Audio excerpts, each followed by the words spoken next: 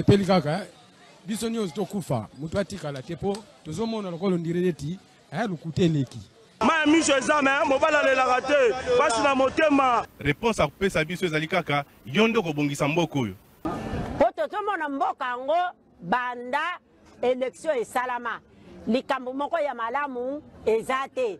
Président oyo azobukonzi soki azalaka président soki azalaka nani o toyebi te. Elo tikali ezaka batia mura na fa dese baya babakisama awa pour tous les sortes ya ba voler baza awa batie bango ala na kopanga ba te fa nane ya totanga bula fufu to romole ya totonda te.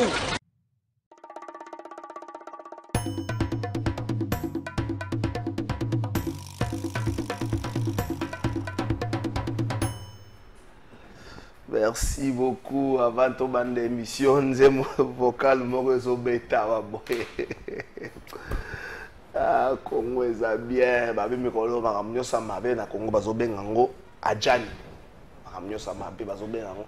Net la gestion de Kinshasa. To komisiango Adjani. La gestion de Kinshasa. Mbote na bino nyonso sika bozali Congolais prix de paix, Congolais ya motema molamu. Batu nyonso benga République moitié du Congo ba yewana na tongo lelo topesi bino mbote ngai penza nalingaka mboka oyo nalingaka yango po eza obemboka moko na nango bazalaka malamu pe kimia kaka epa na yo za na mboka bapaya omona ndenge bitala tala ezalaka me abo soko talinganga pe na fungolelo mavondo totala na mwa malamu. Mercredi à l'Eloyo, 19 février 2025, to banzié te kimieza mabota mabino. Nazonge la frazo, nazalaka koloba mingi, ne bandeli émission, République moitié du Congo, héritage ya famille Tshisekedi te, ya famille Kabila te, ya famille Kengo te, ya famille Fayulu te, ya famille Katumbi te, République moitié du Congo, héritage ya bandeko nyonso. Soki to kanise te mboko ze héritage ya biso nyonso. Toko telema, toko bundela yango, toko protéger yango, koleka nyonso. Soko zo kanisa ke mboko eza kopa batu moko boye, oza ko exposer mboka na yo, avenir ya yo pe ya bana na yo, ndo bwaki, oteki yango na prima ngondo na wenze ya pokwa, wenze ya bitula.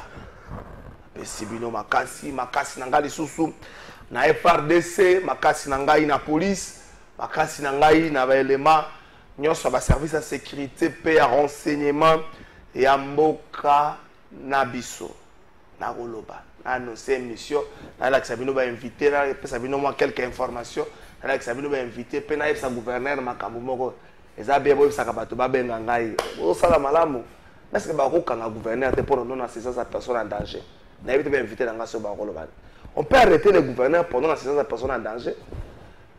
Bakote la batu na matete ya supermarché policier moko zu masasi gouverneur ne dit mot ba braquer changeur moko na Kasavu gouverneur ne dit mot ba braquer mususu na ngiringiri gouverneur kamama ba braquer mususu na bandal kamama ba beti masasi ba attaquer résidence moko bo na pigeon kamama ba yawa na wileri gouverneur kama gouverneur eloko nini ko lobisa yo eloko nini ko lobisa yo abato ne ministre intérieur mais yo moko gouverneur moko na biso ba kinwa tant que vous avez le gouverneur Kala, vous avez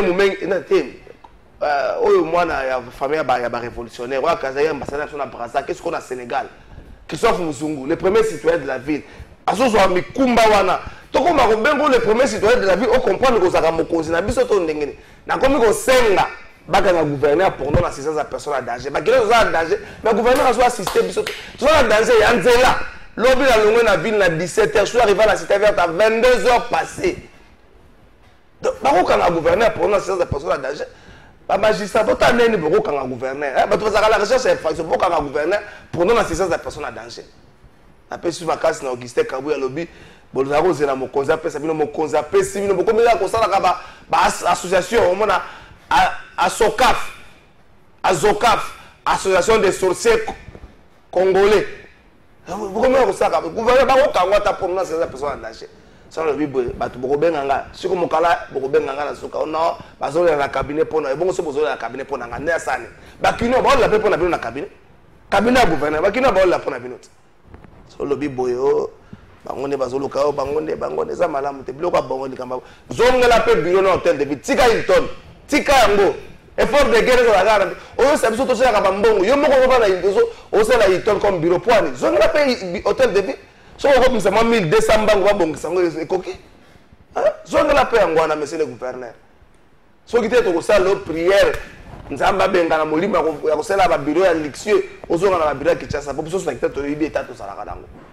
Na lobi bo na fingi mutu. Na tongi mutu. Yo bo seleka poani. Na lobi na ngai. Tata mokonzi ya kolo Félix Tshisekedi asalaki hier un aller-retour Kinshasa Angola na cadre kaka ya masolo boyebi ke mokonzi ya mboka azobundana na bisika nyonso akoki kozwa solution mpona likambo ya mboka na biso surtout avec cette guerre d'agression au tozali ko subir. Nous avons des soutiens, c'est vrai, c'est verbal, qui viennent d'un peu partout. La Belge, ça va manifester vraiment soutien à Bango, mais les Congolais va lobby au-delà des soutiens, au souka ya maloba, va sentir tes implications ya bande koana. Est-ce que Bongi va se comporter na biso nenge Trump azako se comporter na Ukraine? Akobia ko so na Poutine dossier wana mais écarter Ukraine.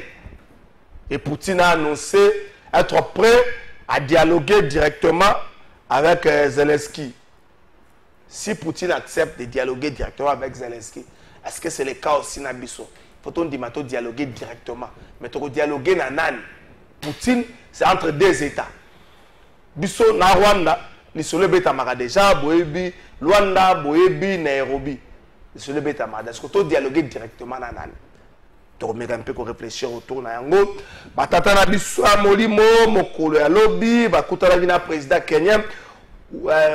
William Ruto na simala bango ya kozala na Kisasa ba rencontre babandaki na Kisasa bakendaki na Goma bakei epa ya Kagame bakei na espace Schengen et puis sikoyo bazongi na sous-région lobi bazaki na William Ruto président kenyan na simala ngo semaine prochaine bakozala na biso na Kinshasa balobi primaire ya makambazo sala la kopesa ngo mutaliboso chef de l'état et puis bakosala la communication moko boye po koyebisa na bato nyonso mambi oyo bayoki na ba protagoniste nyonso ya crise oyo tozala ngo na mokola lelo. Est-ce que nzela oyo eza komema mwa po l'été na mambi oyo tokomona lelo? Est-ce que nzela oyo eza komema mwa po l'été? À l'interne tosala nini pona kotombola flamme ya cohésion nationale? Tosala nini? Est-ce que bongi to se casser en 1000 morceaux? Est-ce que tozala na ngonga ya kotikana na ba discours ya ko charger baninga? Est-ce que to que na vérité, réconciliation et pardon to lobani ba vérité to sengani bolimbisi et puis to ndibito tambola nzela moko? Est-ce que le loyo ba geste ya batu bazana pouvoir ba geste ya ba opposant et ko comme ma peuple na unité? Est-ce que discours ya ba politique, discours ya batu bazana opposition et ko comme ma batu na unité? Cette polémique autour y a entré sur le sol congolais et armée ougandaise, polémique wana eza ko continuer, eza ba option levée, mais juste pour que nous allons dans élément on appelle ça que mokolo a lobby to kozwa yango boyo ya qui porte-parole, il y a gouverneur militaire, il y a Ituri ya lobby, armée ougandaise aya quitté pour na makanisio bino bozo kanisa to sto mesana ko sala na ba opération conjointe. Est-ce que le peuple faut pas banga yango? Est-ce que cette démarche est allée rassurante ou encore est allée inquiétante? De remettre moi mouké kovande la mambi wana Kinshasa insécurité l'équipe moi makasi, nous espérons bien que bakonzi bakoluke la biso solution pour être tolongwa na kati ya phase wana ya insécurité. Tout ce la kaka na makambo ya éveil patriotique pour la kolobate. Maman première ministre, maman Judith Toulouka, a sangisaki mardi à lobby, membre ya gouvernement, batu nyonso bazali concerné na likambo etali éveil patriotique ndengani totangisa yango na bana na biso. A sangisaki ministre de l'éducation nationale, ministre ya ESU, ministre ya sport, ministre ya jeunesse père zalaki wana, ministre ya culture père zalaki ndenge nini totangisa histoire ya guerre oyo na bana na biso. To mettre la banque comme Masola Jeanne d'Arc, Masola qui yanani ya wana bana misère na biso bazaka banani oh Léopold D oh nani ote to bete la bana biso masolo ya guerre ndenge bandi ndenge motema malamu na biso memeli biso problème oyo faut que le bana bana biso moni motema malamu na sous région source ba problème l'opération turquoise motema malamu na biso et memeli biso ba problème oyo boka résumé à l'isolo wana et pas ministre Patrick Mouyaya porte-parole du gouvernement yep assista qui na réunion wana président de la République avec un comité restreint de membres du gouvernement qui sont plutôt concernés directement par la gestion d'une partie de notre population. Ici, vous avez vu la ministre de l'Éducation, la ministre de l'Enseignement supérieur, la ministre de la Jeunesse, de la Culture, des Sports et le ministre du Tourisme. Pourquoi? Parce qu'aujourd'hui, nous avons besoin d'expliquer les enjeux de ces conflits à nos étudiants. Nous avons besoin que nos enfants comprennent la problématique de la guerre actuelle. Nous avons besoin que nos sportifs s'impliquent. Nous avons besoin que nos culturels puissent aussi s'impliquer. L'idée, c'est de nous dire comment nous faisons pour nous assurer que nos étudiants ont compris que cette guerre les concerne au premier abord parce que c'est eux qui sont les héritiers de ce pays. Comment on s'assure que nos élèves, dès leur bas âge, commencent à comprendre l'essence de ces conflits qui durent 30 ans? Parce qu'au début de ces conflits, ceux qui naissaient à l'époque, aujourd'hui, ont fini l'université. Et donc, c'est de nous dire aujourd'hui comment on se prépare pour aujourd'hui et pour demain en termes de stratégie, de compréhension, parce que cette guerre, en réalité, c'est, comme nous le disons, ce n'est pas la guerre du président de la République, ni la guerre du gouvernement. C'est la guerre qui est faite à tous les Congolais, partout où les Congolais se trouvent. Alors, nous devons simplement nous assurer que nous avons expliqué, donné les éléments à ces jeunes, à ces sportifs, pour qu'ils comprennent et pour qu'ils s'impliquent dans la résolution de ces conflits. Ici, nous avons beaucoup de diversité dans notre pays. Merci beaucoup, mon beau tuteur Nyonso Betlamwana. Lisolo, il y a guerre oyo, zongaka mingi depuis 94 là que ça mwana que bonne fois na biso et donc la biso pas problème. Telegram il y a VPM il y a intérieur interdisant na ba gouverneur Nyonso. Ya mboka oyo kobima na ba entité na bango donc ba gouverneur Telegram yangwana ko vanda na ba entité na bino pour un encadrement, préserver encadrement de la population pendant la période cruciale oyo tozana yango bovan na la province na bino fifi masuka na Jacques ya bola bino bozana comportement oya Kinshasa pa ba pam bovan de pa na bino bobo bolo kozaka 2 jours na Équateur 5 jours na Kinshasa une semaine ko ki vande pa na yo ba oya Congo central bozabe makasi na oh na mo fourmer so ki oya na Kinshasa bovan de pa na bino bo encadrer population bo encadrer ba entité na bino bo vanda ngai te ministre soki na yo kaka bobo boloko fifi masuka kiabula kuto ya kasusu benza mingi te batu ya Congo central bozana kisasa na ko belela bino bo vanda na province na bino. Merci beaucoup. Joseph Mbenza na pesio mbote ndeko Joël pe na pesio mbote. Joseph Mbenza mbote na mbote ndeko Kalafai, merci pour l'invitation. Na pesi pe mbote na moto toko discuter na hier politique il y a République démocratique du Congo et puis ba congolais nyonso bazolanda biso de partout. Oui, on mentionnait gouverneur Grace Bilolo, oza gouverneur ya Congo central.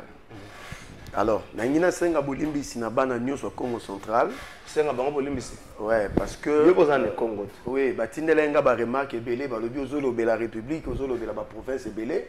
Mais tu abandonnes notre province, tu ne parles pas de la province, étant donné que Ndeko Nabiso, Aza gouverneur, Grace Bilolo, Aza, en fait, on dirait province les a bloqués. On dirait province les autres tambola sous-souté, il n'y a pas de projet de développement. Alors, pour Nabané Congo, Grace Bilolo, a dirigé province, il y a Simon Kimbangote, a dirigé province, il y a Mbenza Toubite, a dirigé province, il y a Nzezalandouté, a diriger province la province moko historique parce que le monsieur n'est pas à la hauteur. Il y a une période cruciale. Kasi yango nde pe koti yango ngana rassurer bana Congo central désormais bitumba ya Congo central na lati yango. Na zuba voice, na zuba message parce que nous allons faire en sorte que M. Grace Bilolo soit à corriger la gestion, soit carrément on les fait partie de la province du Congo central comme gouverneur. C'est que j'étais choqué. Maman Premier ministre a quitté Nankamba. Le gouverneur, Grace Bilolo, qui a une itinérance à niveau de Tchéla, selon mes informations. L'autorité, Premier ministre a quitté le vice-gouverneur. Moi, j'ai vu ça comme un manque de respect, comme un manque de considération à l'égard de la Premier ministre. Alors ça, on ne peut pas accepter qu'un tel monsieur continue à diriger la province. Ah, bon, ça... Merci beaucoup, Francis. Na boy kokota makambo to na période moko cruciale à makambo belé ndeko Joël na pesi mbote. Mbote ndeko Kalafai. Merci beaucoup pour l'invitation et puis na saluer co-débatteur na ngai ya mokolo lelo na pesi sous soutien na ngai mingi na bandeko na biso FRDC. Ba mapinga na biso obazali na front pour na ko bundela ekolo to ali ko pesa bango soutien mingi force pour que ba continuer ko na élan ya effort au bazali ko sa na nzela ya ba front au bazali et puis to ali ko senga pe sous na chef de l'état ameka un peu ko zongi sa condition de vie na bande ko na biso mapinga ko yeba na ko pesa bango équipement ko yeba na ko pesa bango ration pe ko sala ete na front esika bazali baza na moral malamu pour te yeba na ko bundela et ko na biso o ezali attaquer lo na ba agresseur rwandais. Merci beaucoup. Ndeko na banda na yo na koti yango poete ndeko Joseph Mbenza betili sur la Congo central au-delà ya makambo tozana ngo ya bitumbo bazobundisa biso Kinshasa invivable. On a comme l'impression que c'est en mode automatique.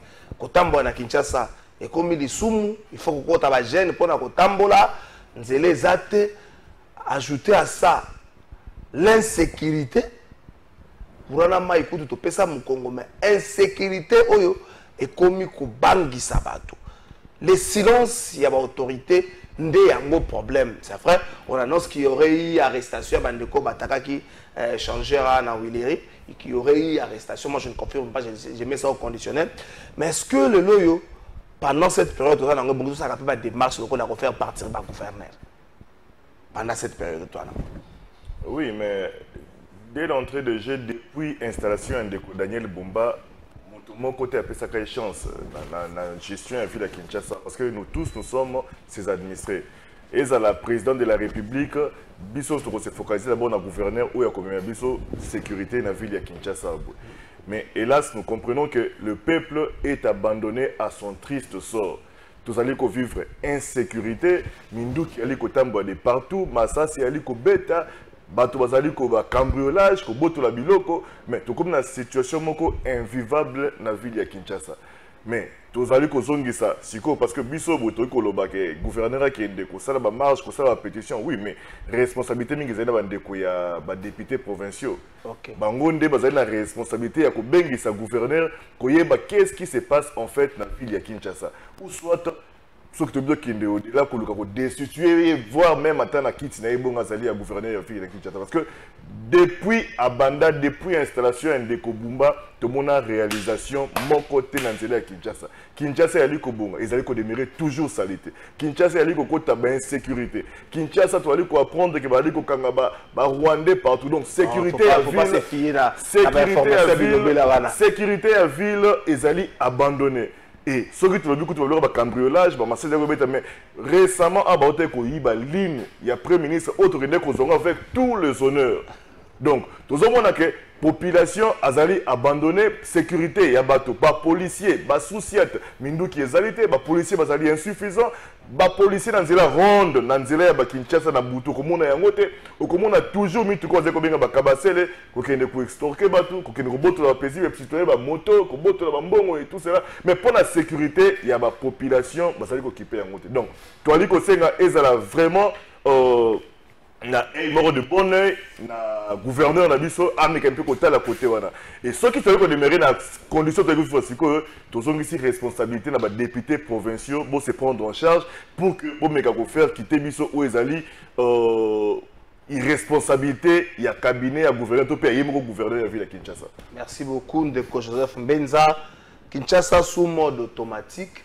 Kinshasa na évite même ba mesure bazwa que y a des routes alternées et comme vous créez sous problème bazo respecter en côté bato respecter en côté bazali boso bango moko ba autorité na éviter ba mesure en bozo répondre à petit peuple donc na Kinshasa sous mode automatique ça commence à faire mal muto aza épargner les lois azati na to vandi na plateau ba okipe ko kota ba yebe ba braquer biso parce que ce qui s'est fait ça s'est fait na Willery ba ko ba ke quand le fungu les ana ba ko ba ke derrière yango za kan kokolo liboso kuna ezali les nios ezaki pire na kala mais le peuple qui nous va vivre dans piscose moko il se pose des questions même ceux qui gouvernent nazo salani. Merci beaucoup pour la ville province de Kinshasa. Il faut comprendre que Kinshasa est un statut moko particulier. Particulier la province, tout comme la capitale, il y avait province de Kinshasa à telle enseigne que l'institution belé joue un rôle nango. Alors, photo tcha part il y a responsabilité. Il y a chaque responsable. Alors, posons-nous la question, quel est le rôle? Il y a ministre, il y a urbanisme et habitat, ministre et aménagement du territoire. Tout ça, ce sont des responsabilités.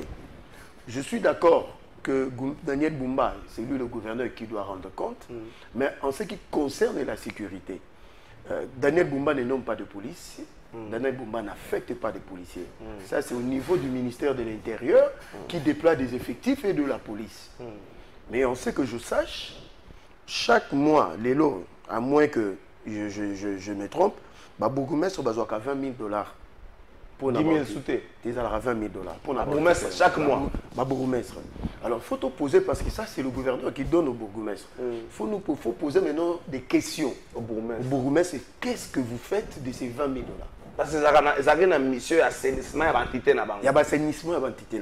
Ça, c'est une question. Les lots, ils envoient des désenclavements parce qu'il y a des routes qui sont en train d'être construites. Ça, il faut saluer, mais il y en a encore des routes qui doivent être construites. Le gouverneur a lancé des travaux, des chantiers moins belés. Mais là, vous constatez, moi, lourdeur. Les chantiers font or, na Kinshasa, on a un problème, il y a un embouteillage. Il faut que bateau bazui, contrat ya kotonga banzela, ça na lombango. Alors, nous souhaitons parce que Wangata ils a bétonné. Alors ceux qui banzela nous ils a bétonné. Tout le monde 24 il y a prison centrale à Makala où ils allaient qui totalement il y a Kobeba et zo salama. Donc banzela zo salama na yango. Mais tout ça le gouverneur a tellement pression na entreprise contractante. Mais pour l'insécurité dans la ville province de Kinshasa, ça peut se justifier na cause de vivre dans Mboka par rapport à la situation en Mboka. Alors, ils ont des cellules dormantes, il y a insécurité, mais la mouki peut pas profiter. Ceux qui ont talibé insécurité, ils ont causé par des hommes en armes. Les autres dépendent maintenant de service à renseignement et à sécurité. Ici, la police, ils ont un service spécial. Le service spécial est à la Ramakambouana. Donc, ils ont quelque part, oui, Daniel Bumba, à la part, il y a responsabilité par rapport à l'administration, il y a ville province à Kinshasa. De l'autre côté, l'appareil sécuritaire aussi, il y a ville, il faut que le général Kilimbalimba devant ses responsabilités. Parce qu'il a été nommé pour juguler, c'est-à-dire anticiper mais il faut savoir aussi que quand les malfrats veulent commettre un forfait, nous ça raté. Ils allaient fait à surprise. Mais là, ce qui est important, promptitude, c'est-à-dire proactivité, il y a qu'on neutraliser. Je suis d'accord que au moins, ils ont vraiment battuté, mais au moins, la plupart des policiers, ils ont des magasins, ils ont des résidences privées, ils ont des suites. Donc, moi, je demanderai à M. Jacques Chabani de réduire un peu l'effectif dans un moment surtout particulier, où ils ont des boutiques, ainsi de suite, dans des tout ils ont à disposition des sociétés. Dès que les véhicules automobiles qui ont et qui tout se là qui n'ont mais est-ce qu'ils ont ça le rôle? Donc, aux hommes, quelque part, il y a mon cocoso. Bateau, bakangé na Willery, effectivement, bakangé bango. Na moni moko na bango le type d'arme ou azala qui n'engwana. Ils ont des armes, il y a ma pinga ya armée. Dans ce sens, il y a des konzi armée na la police, il y a des kamba na soda. Il y a un souci là, na kan belé na ba soda mingi. Bazo ça la pe moi ba mbébé belé dans la cité. Et puis selon l'information, mususu pe ba militaire pe mususu ba koki kozala pe derrière ces malfrats auto mona qui on a vraiment ba militaire parce que arme on a civil à cause de AK-47 beaucoup sont manabino hein. Mais arme moko za pe mena on a de ko kalafai, ils ont ba force spéciale baza na ngona FARDC.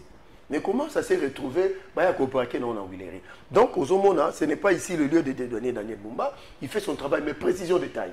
Daniel Bumba est dans ses locaux dans l'hôtel de ville et puis il loge dans l'imité. Tu es dans un bureau. Maintenant là, il travaille chaque jour. Si Congolais ont besoin au monde Quinois, à un hôtel de ville, c'est là où il travaille chaque jour, c'est là où il reçoit. Donc, mon hôtel de Hilton est temporaire, mais maintenant là, il est là permanent. Avec son équipe, ils sont en train de travailler, que nous encourageons à ça encore mieux, parce que le besoin Kinshasa en termes de route, en termes d'embouteillage, c'est vraiment catastrophique. Donc, merci beaucoup. Alors, on va vérifier dans cette émission, parce que la dernière fois, on a les Kuna, Azalaki n'a été. Il y a 2 semaines, Azalaki était. Non, il y a limité côté ni.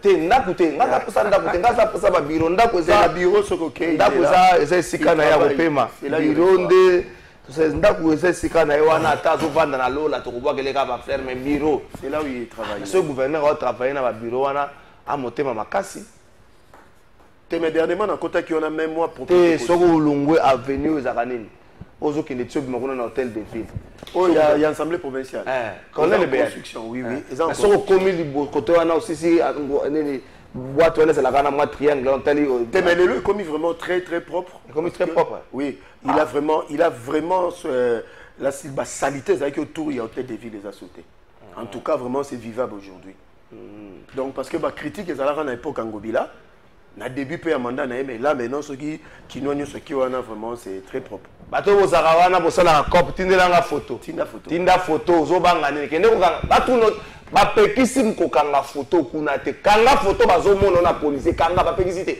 esika bapekisi nde kokanga te bapekisi te kanga photo filme yango tindelanga totala yango ozobanga oyo bakobaka yango poani bonjour de vérité apparemment gouvernement aza clair te na bacongolais esi eyebani pays moko te aza prêt pour na kotia biso poids na sens ya guerre armée na biso pe ba trou d'air trop papa tika kitanga ita tokomi kopola forfait ndenge 123 a démarré biso Lucas solution ata ya vadio calme ekota nanu bumba ala mukapo Kinshasa epeli na braquage Kinshasa ekomi lokola ndaku ya nganga partout avant oko ya koleka to kokota il faut ba formule lokola bikeko ndako nganga ndeza na bikeko so ngokota ko beta maboko sala ka boy ndeko soki Leslin makanisi mabebo Martin Fayulu mokolo ya lobby azalaki ayambaki ba ndeko ya ba confession religieuse bayake pa na ye bandeko bazaka na lingomba esime bayake pa na ye na tina ya likambo ya kimia yango na boza komona na ba video na bango basololaki pe bapesaki mwa mbela na likambo ya kimia apesaki pe makanisi na ye bandeko bapesaki abango pe makanisi juste bongela est-ce que tu as interview dans 1 minute tola na interview na poto koti siko na makambo ya bitumba ya mboka na biso bopesa biso volume awa par le président Martin Fayulu, on peut savoir de quoi vous discutez avec nous. Oui, notre séjour auprès du président Martin Fayulu, c'est partager ensemble les soucis de notre pays. L'air est grave, le pays est agressé et donc nous avons parlé pour voir que faire pour sortir le pays de cette situation. De là, nous avons eu un élément commun qui dit si nous ne faisons rien, les générations futures vont nous juger. Pourquoi? Parce que les générations diront ce Congo était uni. Mais comment aujourd'hui on se retrouve avec un pays où une partie est sous occupation et une autre partie se retrouve dans les conditions qu'elle est. Voilà pourquoi nous avons parlé plus de chercher comment fédérer, avoir l'unité nationale, l'unité des Congolais pour parler d'une seule voix, parler Congo, réfléchir Congo et puis rêver un Congo uni et un Congo fort. Quel est le message que vous pourriez lancer à tous les Congolais aujourd'hui qui comptent aussi sur l'apport du président Martin Fayulu du Confession religieuse? Je crois, moi je ne peux pas parler en sa place, mais nous, comme pères spirituels, la plateforme des confessions religieuses, nous disons à ceux qui sont à Goma, tous ceux qui sont à Bukavu, à l'est. Merci beaucoup, Boyoki Martin Fayoulou, Ndeko Joël. Bakata na biso molimo, toute tendance confondue.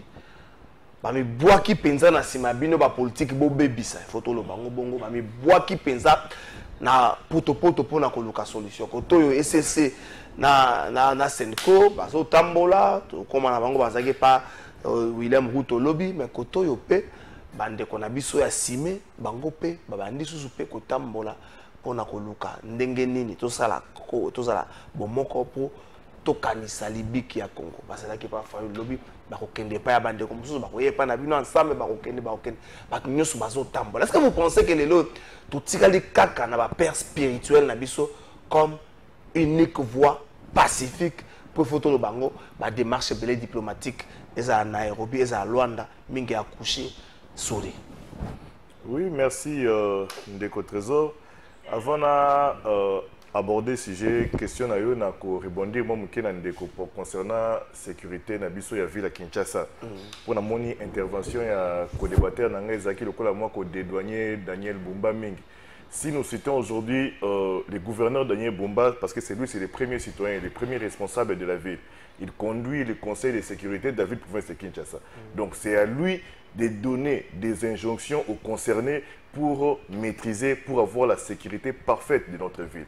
Et sinon, ceux qui te montrent que le niveau naïe, tu as dit que résultat escompté, tu peux simbéda na bandeko, les députés provinciaux, pour que Bango à leur niveau, siéger, pour que un peu que tout la biso de donner le Bumba, mais qu'est-ce qui ne va pas dans la ville province ya Kinshasa? Parce que tu as dit que la plupart des gouverneurs banda na Kimbuta, basala moi genre il y a ba dynamique na ba par parlement na ba députés provinciaux, basala moi regroupement moko ba sunaka bango, mais oyo to ali ko senga ezala na sentiment moko ekende au-delà il y a ba conviction na biso politique, au-delà il y a ba couleur politique au toyer na yango pour que tout meka ko pesa population ya Kinshasa sécurité na bango ezala parfait. Donc pour na ndeko nanga ko lobake non ko citer Daniel Bumba ezali pourquoi parce que yenda zali d'abord premier responsable oyo à quoi assurer les biso sécurité avant un quota là général Kilimbalimba. Na côté siko na sujet na yo pour na koloba ba père des églises au bazali ko tambola pour na ko lukakimia ko zongisa la paix, les vivre ensemble dans Mboka Nabiso. Nous saluons l'initiative, surtout l'initiative au Bandeko ya Senko Babandaki, Senko et CC. Tu as dit qu'ils ont rejeté les églises de réveil au Basangani. L'église de réveil va rejeter à côté. Et Belé, Nakati, Nabamukuna, Nakati. Non, non, Mukuna. T'es assez genre. Tolanda propos à Mukuna, a jeté discrédit dans les démarches. Tu peux sa précision à ces gens à Simete. Ok. À ces gens. Mais tu as dit qu'on saluait des marches d'abord parce que histoire où il y a la politique divergence au bazali nango pour que moto akoya ko sangisa bango ezali moto azali naître bien que de l'autre côté ba komona que l'église catholique est en train de faire une voie pour sortir moko honorable na président en place. Non bandeko wana bazali ko ma kimia na kati ya mboka kimia ngo ezali nini balingi koyoka sont des cloches et utabisika nyoso moto na moto apesa agenda o yazali na yango et beaucoup plus biso au toyer opposition non armée parce que to kozwa o ezali ba revendication opposition armée to yebi o bango bazali ko revendiquer pour to condamner d'ailleurs manière o bazali ko procéder pour na koluka renversement il y a régime o ezali en place pour to loba yango ndeko Chilombo a sali mandat na ye ya liboso toke na ba détail na katité a sali mandat na ye o ya gagné ba élection na décembre awa élection à 7 jours toke les détails mais to tikela quand même délai constitutionnel na ye où ezali des mandats, un mandat renouvelable. Ah si, ça va comme en 2028, nous organisons les élections. Mais la divergence au toyer na yango ezali pe problème où ekoti kusenga description et espace politique. Biso ba opposant tozali ko subir où ezali bongo injustice où ezali komema ba frustration toli komona makambo tout ezali ko se naître na kati ba guerre ba makambo belé belé. Le lot toli ko revendiquer arrestation ya bandeko ebele ya opposition osali na kati. Et comment est-ce que père il faut d'abord consulter biso pour na koluka koyeba le vrai problème où ezali comme ma divergence entre biso ba otali opposition na bandeko basali au pouvoir en place. Mais en fait divergence il faut à la caca. Divergence d'idées na terme ya gestion oui. Na mais oyo bango siko ekomi loko neti moi motema mabe pour toli comme on a ba arrestation de ali ko salima bo. De la manière où bakangeli ndeko set kikuni de la manière où bakangeli bandeko ebele ya opposition. Donc par exemple moko dans bi ndeko na ngai moko azali représentant ya jeunesse ya ensemble ya biso ya Moïse Katumbi dans les grands Katanga. Akangamaki pourquoi parce que azali ko réclamer l'État a fait sa sécurité na population. Bakangi na ba service de sécurité et ba boké na boloko. Mais tout le monde ndeko moko awabwe ayebi na koloba ke président il y a l'une des chambres des institutions bakende ko lapider Vital Kamerhe. Ndeko wana zaki invité par formalité na nzela ya bazuzi accueilli abeti tour et puis bili banda. Mais toli comme on a deux poids deux mesures wana ndé ko inquiéter biso siko. Deux poids deux mesures ndé ko inquiéter biso siko. Likambu ya basango toko encourager toujours des marches wana pour que tout meka ko ramener la paix na kati ya mboko congolais azali moto ya ko vivre na unité, avec ko vivre moto da ba division te et paix bana ko se ramener. Mais paix yango e ko za ndenge e ko za na manière oyo bakambi bakomi na biso. Mokambi o azali sikoyo to président de la République na régime na siko ya union sacrée ba mona te en face na bango opposition ko ezali ennemi ba ennemi na bango te ne toli ko ba siko toli ko bundé ba divergence d'idées pour que toli ko les biso son orientation moko il y a le bien-être le bien vivre ya peuple congolais mais ce qui toli ko tala na miso ko la miso ko tala kwa o monguna na ngai o boya ko ima makambo nyonso tout et mbilinga mbi rekota mais concernant démarche ya ba père na biso des églises beaucoup plus ali ko pesa crédit na Senko ECC démarche na ko aboutir parce que bango bakei quand même bakute na mokonzi mboka bakute na opposition o ezali na kati ya ville ya Kinshasa bakei na Grand Lac bakei na espace Schengen bakuta na couche nyonso tout et voir même ata bakei na ndeko ba o bazali na ba mindu kisiko pour na koyoka ba revendication na bango afin que même o ezali dossier complet pour soumettre en mokonzi mboka étant garant de la nation il y a koyeba ndenge nini ya ko descripter et dans espace politique na biso. Merci beaucoup Ndeko Joseph Mbenza Oyoki Ndeko Joël. À un certain moment l'agir il y a Ndeko na biso on a pouvoir et ça la peut passer. Comme si vous avez la liberté d'insulter, de qualifier, de donner des nationalités aux autres sans pour autant que Mouta la déranger. La différence, c'est quoi entre les propos tenus par, je ne vais pas citer le monsieur, ou le Bagiba lapidé, Kamerhe, n'a pas propos tenus par Moukebaï. La différence réside à quel niveau? La différence des propos tenus par le monsieur là, n'a tenu par Seth Kikouni. Pourquoi ce que Zabino, on s'en a gâté assemblée, moi, que ce que nous avons sali ma même chose dans niveau là, à Kangami, à Sambi, à Kotipe, Bolo, quoi, c'est prison à Yeso, il y a un délai à emprisonnement. Mais Babi, on a sur la frustration. Alors bien ou bien, il ne soutient pas la démarche à Badeko, parce qu'il va renverser le pouvoir.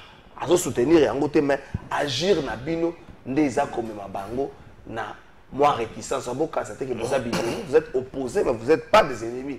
Mais après, si ma casse à l'objet, vous soutenir la démarche à Batata na biso à Molimo, pour na comme biso na vivre ensemble, à pas tout comme à la macamusos. Otuninga makambe belé OK na makambe belé. Tenga ça le résumé à makambo ya lobi. Non, ngana koko ça le résumé makambe te ya lobi pour la répondre yé, na répondre yo na ndenge ya lingeli. Ozo kota na o eza thématique te, mais je waza ina kata question. Attendez, Ndeko Kalafai Malembe. Vous connaissez un certain Ngando Antibal. Oui.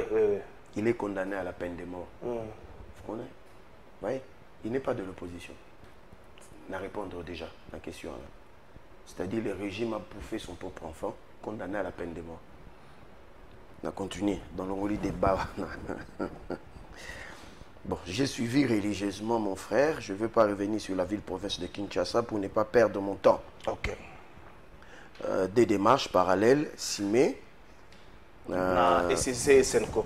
Attention, attention. L'Église catholique n'a pas mandaté ces gens pour le bon nom de l'Église. La Senko ne représente pas toute l'Église catholique. C'est une précision détail. Photo kota suko nakati yakati. L'ICC n'a pas mandaté Bukondoa pour représenter au nord de l'ECC. C'est des initiatives des hommes de Dieu, Basangani, pour mener des marches na bango. Mais dans des causes où on a discrimination en fait. Alors si mettez, il faut qu'à Batouana. On a déjà, une approche déjà, c'est la division. C'est mettre à l'écart des marches. Un groupe de gens. Un autre groupe des hommes de Dieu. C'est ce qui est très dangereux, une approche. Ils ont déjà biaisé. Donc, au moment où mon frère a une analyse partisane. Alors, vous voulez construire maintenant un vivre ensemble. Vous dites, digne, les autres ne sont pas dignes. Je suis désolé, mon frère. Tu as tellement mal procédé. Vous dites que parce que homme de Dieu au bazar monsieur Subasa en église catholique une église protestante bakutana na mukonza mboka bakutana ne batu pe assimé bakutana na mukonza de mboka bakutana pe na batu nyonso bakutana na Martin Fayulu. Si Martin Fayulu avait trouvé que c'était pas important il aurait refusé. Mais pourquoi Yamba Bango? Parce que alors pourquoi? Mais ce problème mes amis, il faut poser les vrais problèmes. Ici, j'ai suivi religieusement toute la nuit, je me suis informé, j'ai préparé l'émission. Le vrai problème, ils ont tout. Oui, ils étaient 1 million. Dans Bibi, 1 million de zombo bakota na Congo. Il n'y avait rien comme problème. Tant que Kimia Koti, bazonga ndeti bavie sa mangwana tout ça bazombo on peut batika là ti lelo ba s'intégra ils sont au milieu de nous mais nos frères africains tutsi depuis bakota wa bango problème na bango ekoma mabele à Congo bien qu'on a été une nation hospitalière to yambi bango mais tant bakoti ya babité biso to bima susute photo zo bango mabele na makasi c'est ça le vrai problème. Je salue l'initiative, il y a maman Premier ministre et le gouvernement, qui y a Congolais, les vrais problèmes, il y a agression, il y a histoire. C'est ça l'approche. Est-ce que ça approche Oyo, Bandeko Oyo, n'a beau dialogue, pour comprendre. Mais démarche Bango Bazo Ménay. Est-ce que ma côté ici approche Oyo? Est-ce que l'approche est bonne côté attendre pour vendre dans l'eau? Tu vends pendant septembre, que c'est en 4 fois. Dans Congo. Mon frère, oui bien. On a mis 74 fois. Tant qu'il y a une seule fois qu'on vend à Bazaï, on a Congolais, ça apportait quelque chose. Étant donné que tout est réglé par la Constitution, n'a qu'un encore Moussika. Cette année passée, parce que le cardinal Ambongo était, j'espère au début que Azaki invité, il y a clergé rwandais là-bas. Vous êtes au courant? Oui, il y a clergé rwandais Babaïni. J'espère qu'on s'est renseigné que Massis na RDC leur appartient. Est-ce que vous êtes au courant? Ça rejoint la thèse de Ngwanda. Les Tutsis, problème na bango, ils ont mabélé. Mais ils ont Tutsis qui s'intègrent dans le Congo. Qui ne sont pas dans cette démarche, qui sont pas dans cette logique. Mais la grande partie, c'est eux qui sont le problème. Dans ce cas, c'est mon frère. Beaucoup qui ont mené ma démarche sur Bolingi. Mais ce problème, tant qu'ils ont réglé à niveau dans cette démarche, est biaisé ici. Étant donné que les lots, nous sommes dans une guerre existentielle, culturelle, qui n'a rien à voir avec l'approche à Batoyo Tangiwana. n'a aucun corps musical. J'ai suivi M. Denis Mukwege. Oui, bien le Bénin. Il faut des sanctions contre le Rwanda. Dans l'Andi, il y a l'Union européenne. Il faut des sanctions contre le Rwanda. Mais il y a biso oyo zotanga baboyi. Est-ce que baboyi to balobi na phase ya facilitateur?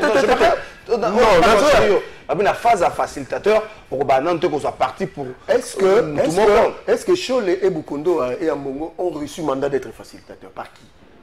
Étant donné que Patrick Mouya avait dit que le président n'a mandaté personne.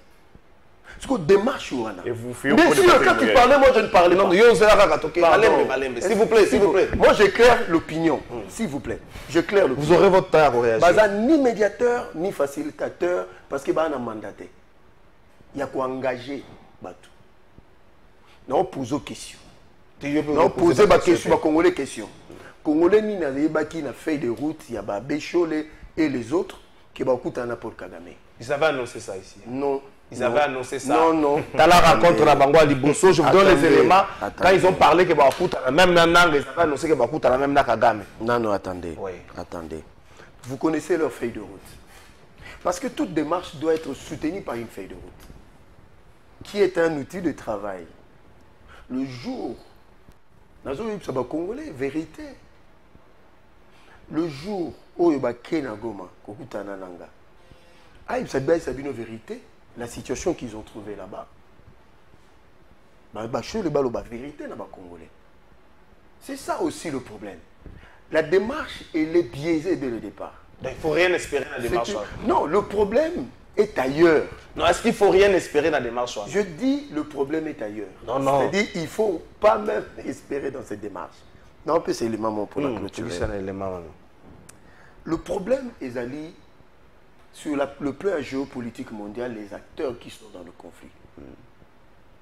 Ils ont la multinationale, ils ont la puissance, même sous-régionale, ils ont la organisation sous-régionale, ils ont la médias, ils ont la ONG, ils ont un intérêt à l'échelle.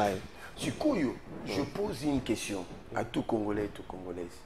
Quel est ce dialogue au Congo ici à l'interne qui va faire en sorte que la multinationale va l'idée qu'il faut créer une sécurité dans ce pays?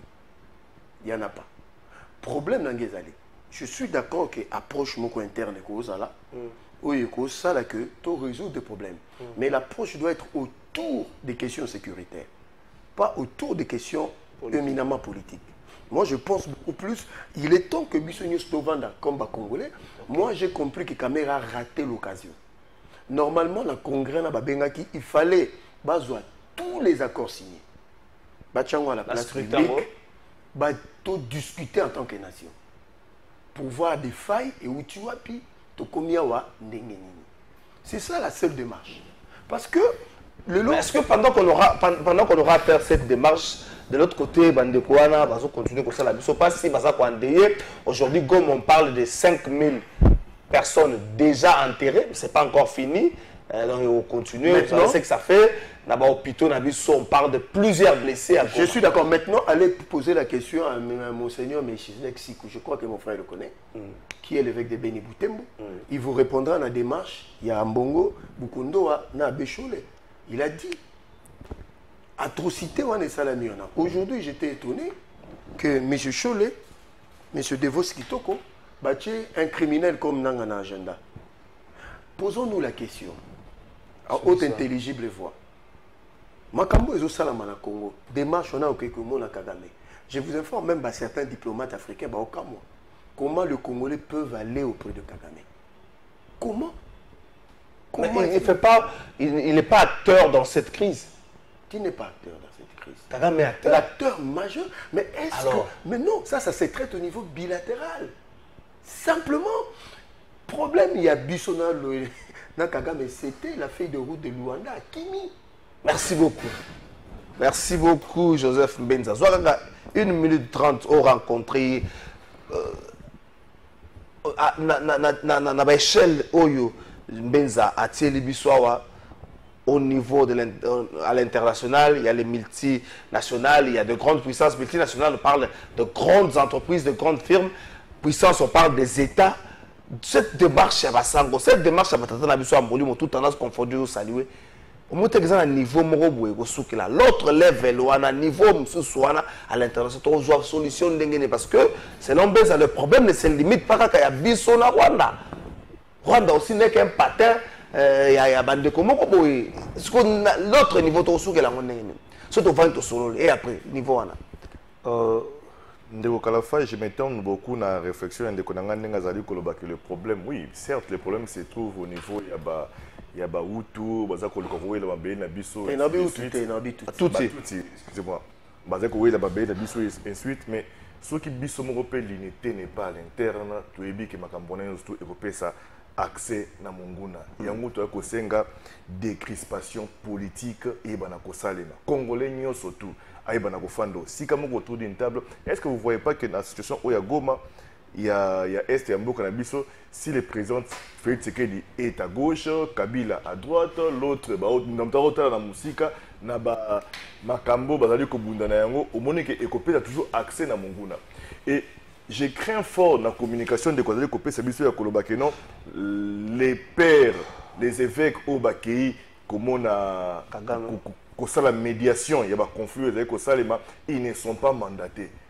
Mais quand on parle de la Senko engage l'Église. La Senko, les CCS engagent l'Église. On ne peut pas avoir l'approbation ou la signature de tous les chrétiens de leurs églises pour qu'ils puissent avoir un mandat. Et ils sont déjà à niveau pour que ils sont là rien que pour la médiation na conflit où ils allaient Salem. Et pour dire que bango bayeba kité que bakende pas ya Kagame, mais c'est faux. Ils sont dans l'ignorance comme tout autre bateau comme Mouya aussi bazana ka ignorance wana.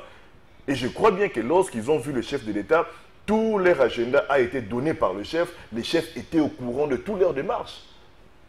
Je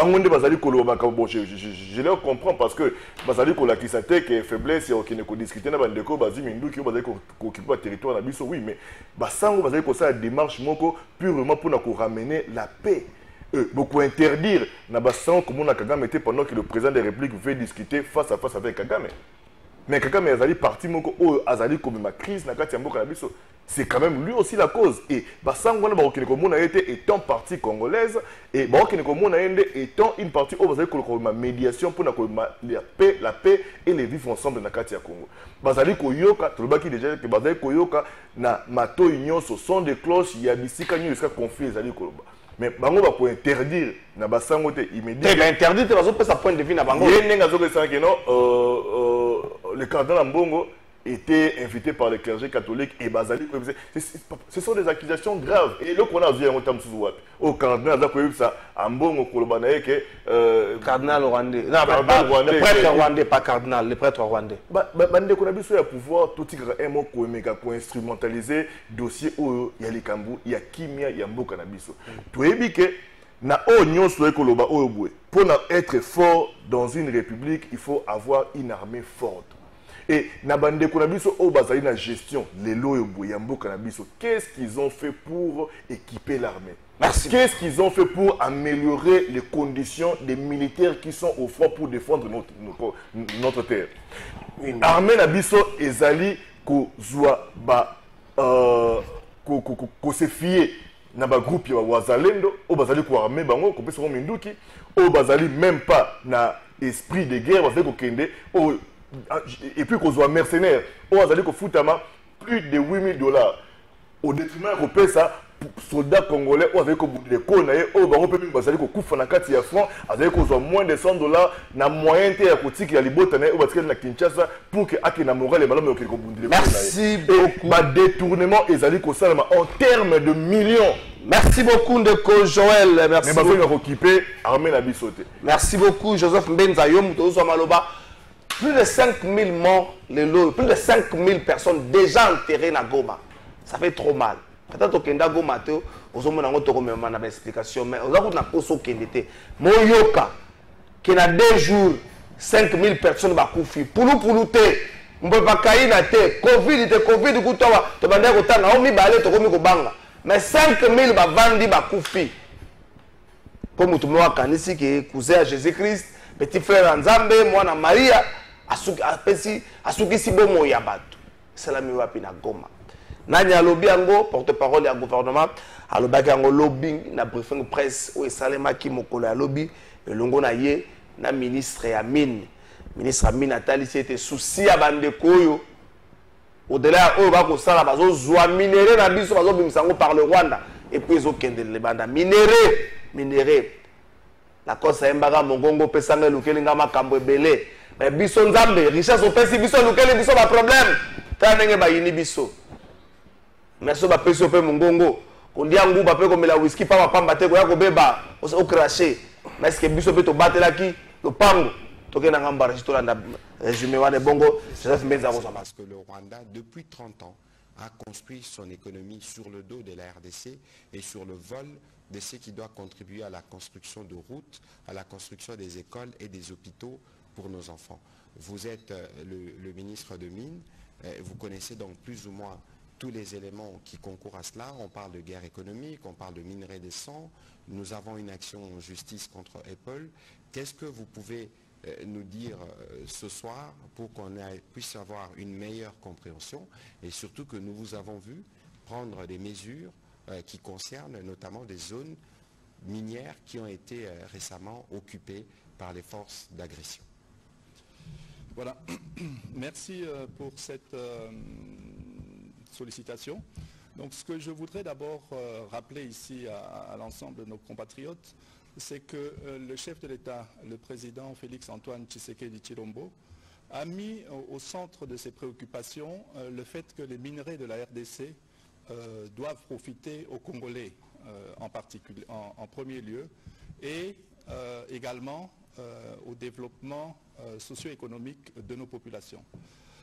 Les richesses générées par les minerais sont celles qui doivent servir à construire le développement de la République démocratique du Congo. Et donc c'est là le point de départ de notre action gouvernementale au niveau des mines, cette action gouvernementale conduite par son Excellence Madame la Première ministre.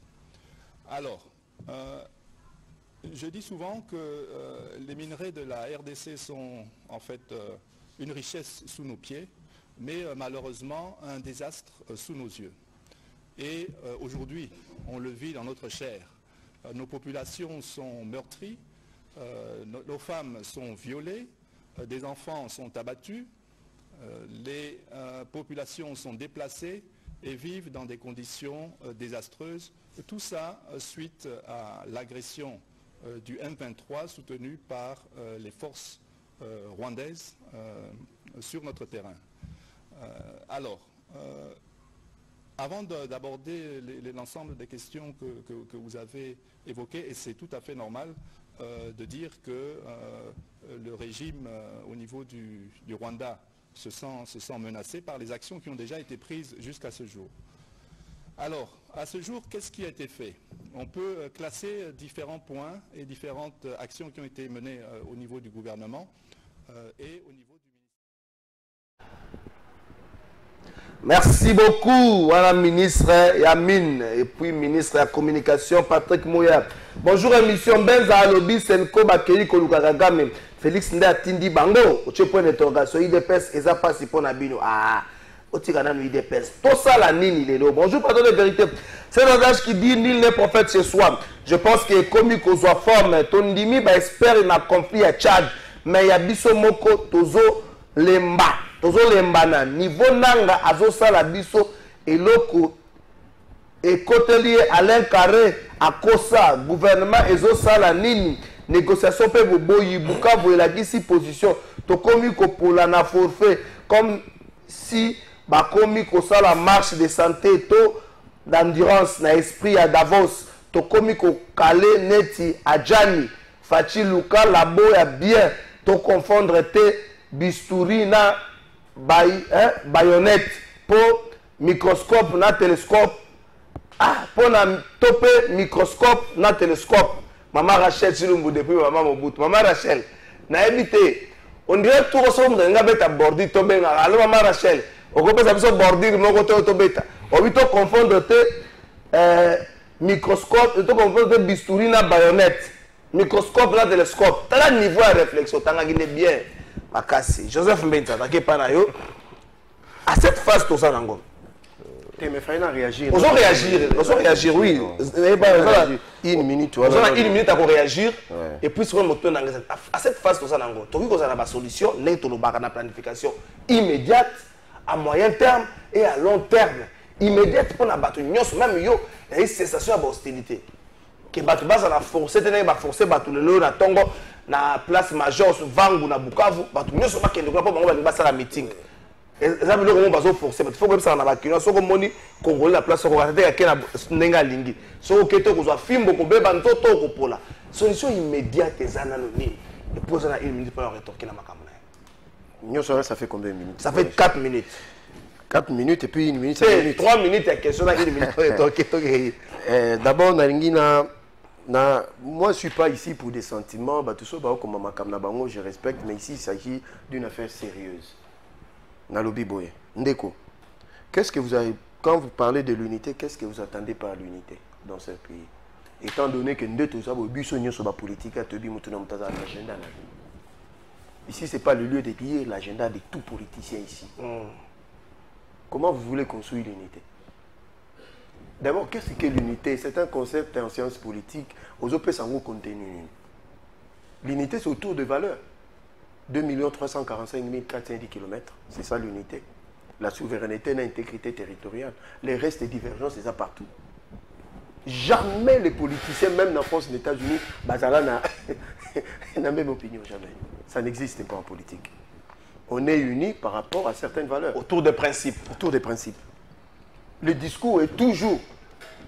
La Senco est une ASBEL, ce n'est pas une institution. D'abord, précision de taille. En tant qu'ASBEL, Bazana a un champ limité. C'est ce que je voulais dire. Le président ne connaît pas l'agenda, il y a des marches. Voilà. La bouche autorisée du gouvernement à lobby. Parce que il y a une connaissance na yo. Pendant que le bac biso na ba Patrick Mouya, nous ne maîtrisons rien, nous ne connaissons rien.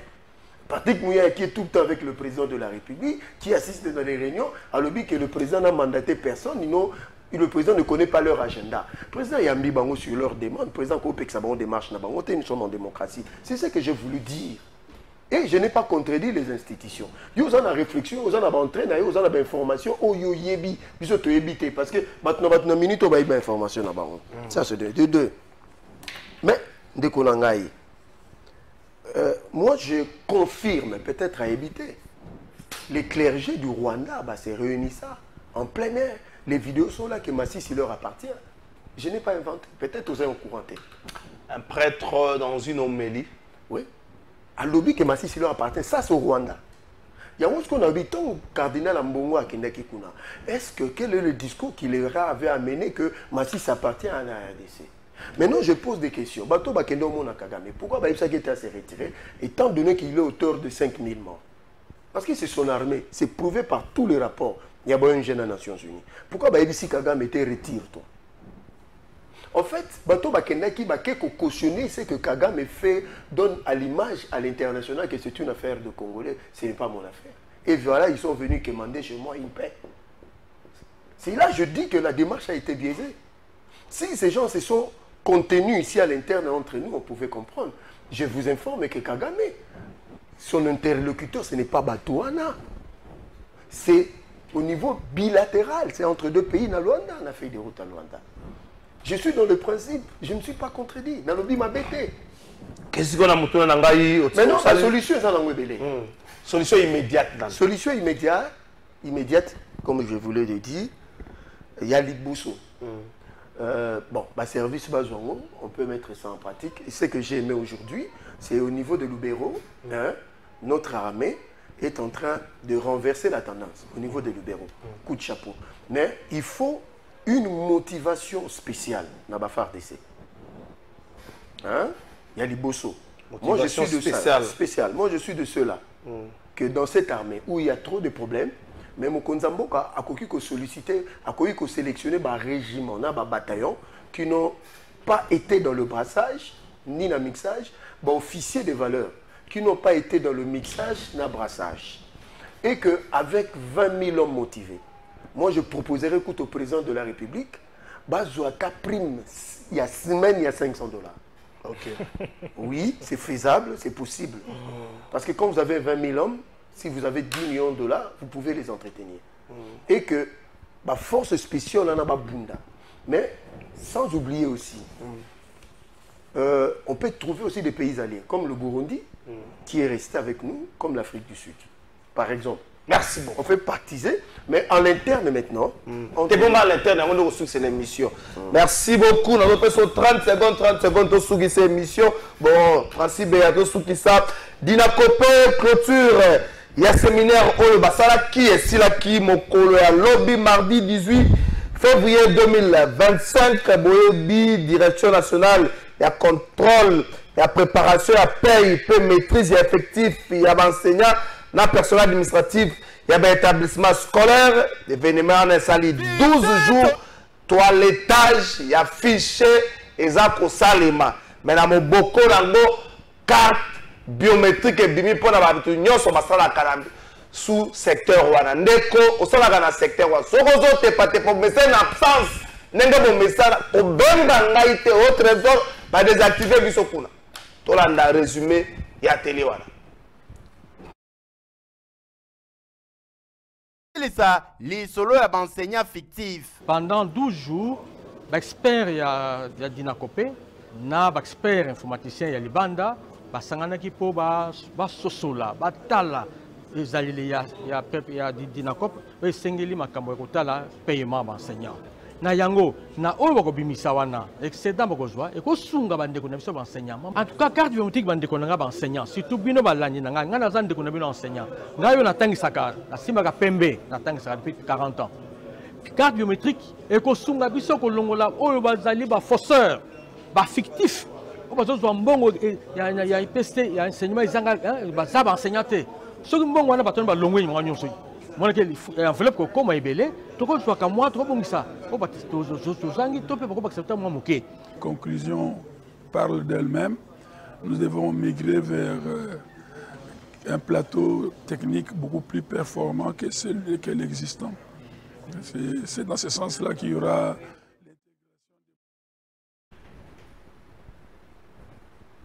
Merci beaucoup Francis Béa, Ndeko Joël, Ndeko Joseph Mbenza. Ba message à Bandeko Zebele, Sylvain Bombo, merci na message na yo. A Sengi Bazong, c'est le général Didier Toumba. Pena Bandeko Moussou, chef de l'État, activé riposte en Ngombangu.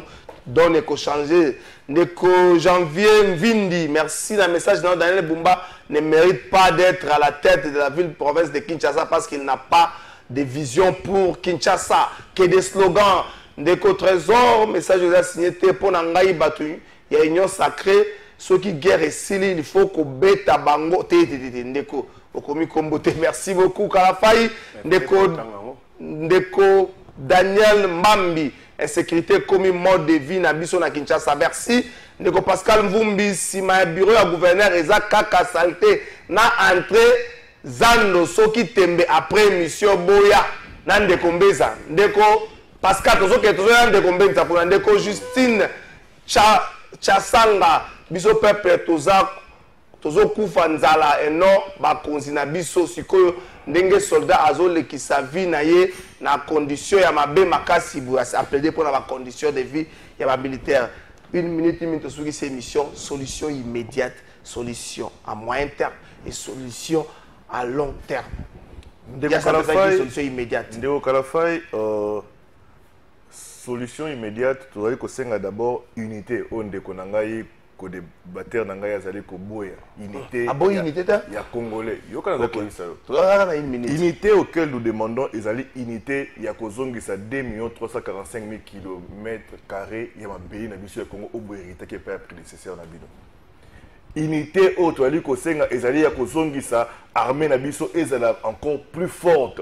19e position en Afrique, dans le monde en Afrique.